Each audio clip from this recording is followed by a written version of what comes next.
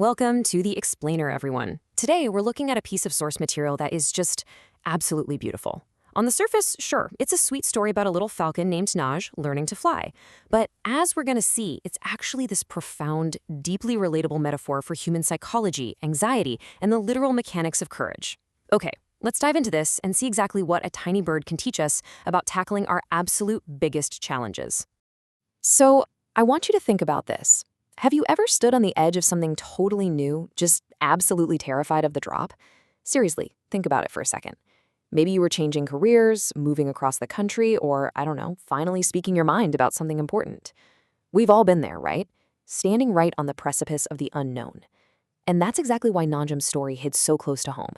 It perfectly maps out what goes on in our heads when our deep desire to grow just smashes right into our primal instinct to stay safe. Section 1. Fear in the safe nest. You know, every great journey starts with a status quo, a comfort zone. For Naj, and well, for most of us, this is the safe nest. It's incredibly comforting, but if we stay huddled in there for too long, it kind of becomes a cage, right? Picture this, an ancient, majestic tree standing right on the edge of a towering mountain peak. High up in those branches is a large, super warm nest made of sturdy twigs. Inside is our guy, Naj, a little falcon with these fluffy brown feathers. He just loves playing in this cozy, safe space. But right outside that nest is a dizzying, sheer drop into a massive, deep valley. Naj looks down, feels that intense, stomach-dropping vertigo, and immediately buries his head under his mom's wing. His little voice is actually shaking as he asks, "Mother, the valley is so far away, what if I fall?" It's the ultimate showdown between the comfort zone and the terrifying reality of our actual potential. Now, what's really interesting about this is how his mom responds. She doesn't just pat him on the back and say, "Oh, you'll be fine." Instead, she gives him this deeply profound psychological anchor. She gently strokes his feathers with her warm beak and reminds him of who he truly is. She tells him, every falcon is born to fly in the sky of freedom. She's literally tying this terrifying action directly to his core identity. She's basically saying the vast, scary world out there isn't the enemy, it's his natural habitat. And honestly, that is a brilliant example of how we need to reframe our own anxieties. When we're totally paralyzed by all those what-ifs, we need voices, whether it's our own internal voice or a mentor, to remind us of our inherent strength and our fundamental purpose. Section 2. The moments of hesitation. But here's the thing about words of encouragement. They're just the prep work. Eventually, the theory has to meet the practice.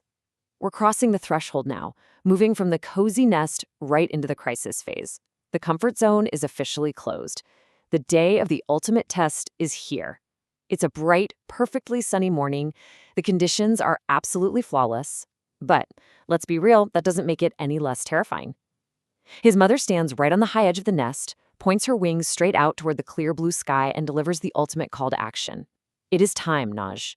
Spread your wings and let the wind carry you. The nurturing phase is done. It is time for action. Naj looks at her wing, then down at that sheer drop. He swallows hard. He is literally terrified. But, as the source points out, right alongside that fear, there's this deep curiosity and a craving to discover the world reflected in his wide eyes. The desire for growth is finally starting to outweigh the need for safety. And this brilliantly illustrates the exact step-by-step anatomy of courage. Because taking that leap breaks down into 4 distinct steps. First, Najm freezes. Step 1, his heart is beating so fast just like a small drum. That's the biological panic, and he doesn't fight it. Instead, step 2, he closes his eyes and pulls up that psychological anchor. He remembers his mom's exact words. Step 3, he takes one massive, deep breath to regulate his nervous system. And then, step 4, he steps forward and leaps straight into the void. It's not some blind, reckless jump, you see. It is a highly calculated sequence of acknowledging the fear, recalling his purpose, and then fully committing to the jump. Section 3. The magic of flying high. So he jumps. He's out of the nest. We are officially in the transformation phase of the story, where the magic happens and the old self gets left behind. But as you probably know from your own life, stepping out of your comfort zone rarely feels smooth right away. In fact, those first few seconds usually feel exactly like you're just falling. Instantly, Najm feels the rushing wind violently pushing against him. He lets out this sudden, genuine scream of pure terror. Ah! And that's totally normal. That's the shock of the unknown. Panic is almost always the necessary precursor to true flight. But here's the kicker. In that terrifying moment of freefall, he doesn't give up. He desperately clings to that anchor one last time, remembering his mother's advice, and realizes he has tools he hasn't even used yet. Let's move to and see how this builds into absolute mastery. This is where the magic shift happens. He remembers exactly what he needs to do. He opens his broad wings as wide as they go. He stops fighting and hiding from the rushing wind, and instead, he angles his wings right into it. And suddenly, boom, he stops falling. The warm air currents actually catch him, and he starts to rise. He feels this strange, incredible lightness, almost like he's swimming upward through the sky. The sun is turning his feathers this brilliant golden color, and those massive, terrifying mountains and rivers below, they suddenly look like a tiny, beautiful little painting. He took the leap, survived the terrifying fall, and is now literally harnessing the very elements that scared him half to death. Oh man, this quote right here, this is the absolute emotional peak of our explainer. I am flying. I am really flying, mother. Just imagine the overwhelming pride and absolute euphoria in his little voice right then. He glances over, and there is his mother flying right beside him with the biggest, proudest smile. You know that feeling? That incredible sense of validation when you realize the terrifying thing wasn't actually going to destroy you, and you were totally capable the whole time? It's literally one of the best feelings in the world. He has finally, fully realized his true identity as a creature born to fly in the sky of freedom. Section 4. Overcoming fear. So the crucial point is that any real hero's journey requires bringing all that newfound confidence back home. You return to where you started, sure, but you are completely and forever changed. Just look at this stark contrast. Before the leap, Nijam was terrified, burying his head under his mom's wing, shaking and totally hesitant.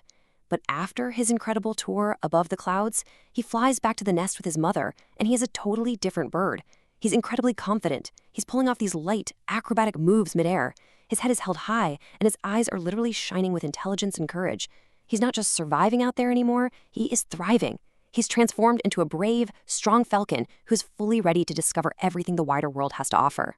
Which brings us to the profound core takeaway of this entire story. From that day forward, Naj understood a fundamental, game-changing truth about anxiety. Fear is not a permanent state of being. Not at all. It's just a small, temporary feeling, and it's a feeling we have the power to actively remove using courage and self-confidence. Courage isn't some magical absence of fear. As we saw with Najm's wildly beating heart on the edge of that nest, courage is simply the tool we use to step right through the fear until we finally catch the wind. So, I want to leave you with this final thought to chew on. Think back to Naj standing on that ancient tree. What is the high mountain peak in your life right now? What is that massive, terrifying, but absolutely beautiful valley that is calling out to you? Because the truth is, we all have a nest that's gotten just a little too small for us, and we all have wings we haven't fully stretched yet. The wind is right there. It's waiting for you. So, what is the very next leap you are going to take?